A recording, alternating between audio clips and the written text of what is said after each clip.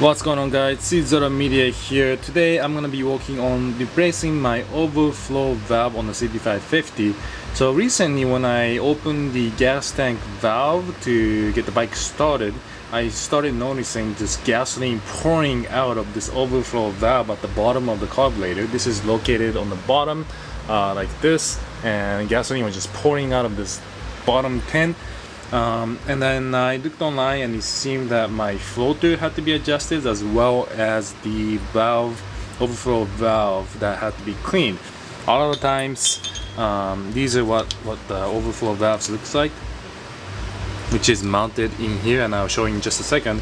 But these floater valves go up and down, and that basically adjusts whether the over valve pin gets opened or closed. And over time these things get dirty and clogged up, and it gets stuck. So this is what the overflow needle valve looks like. I just got 4 of these on eBay. I just decided to get all 4, even though only one was malfunctioning, because it was cheap and I might as well get it done right once. So these are called the needle valves. The silver is really what's, there's a fly on my arm.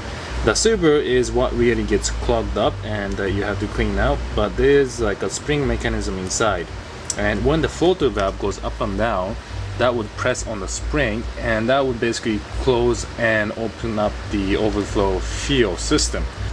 And over time this spring system just gets clogged up and dirty, and a lot of people can clean it out with sandpaper or dipping in like alcohol or whatever, but I decided just to get a new one because I don't want to be doing this again. So this is a cover that's on there. When you take it off, just held in with 4 screws and rubber gasket in between. Pop that off and you'll be exposed with something like this. These are the I don't know what these are called, like a spring system mechanism that holds the jets in there. Once the springs are out, you just want to take out the pin that holds the floater valve in place. You just slide that out like so, and then the valve would come right out.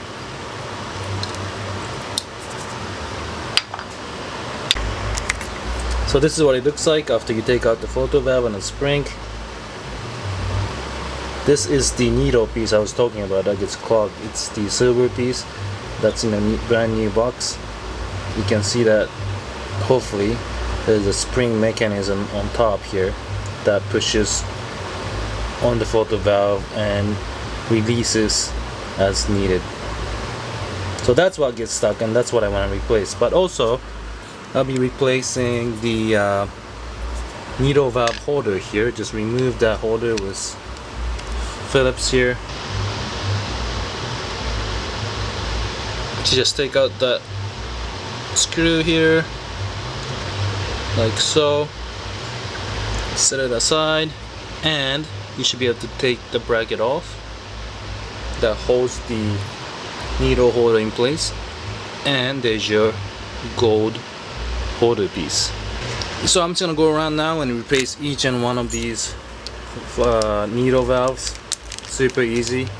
Just repeat what I just did, and hopefully that fixes the issue. Okay, now the needle valves are back in and floater valves are also back in. Now one thing you want to do, if you haven't already, is make sure your floater valves are in the right position. Now if you have no issues with your idling on the CB550, you don't really need to change this. It's better that you don't mess with it. But if you feel like your floater valves, which is these things, need adjustment, what you want to do is set it to the correct height. So what you want to do is find out what height you want your floater valve to be. And I actually found a little website, little chart online that tells me what kind of height I need for what bike. So mine is a 75 CB550, which is over here on the left, and if you scroll down it'll give you the float height. So mine is at 22 millimeters, and make sure you look up a chart on this, and I will show you the link. There you go. SOHC single overhead cam 4.net / CB550-FAC. So grab your caliper, measure it from the bottom to the top, and make sure it's at 22 or whatever your desired height is.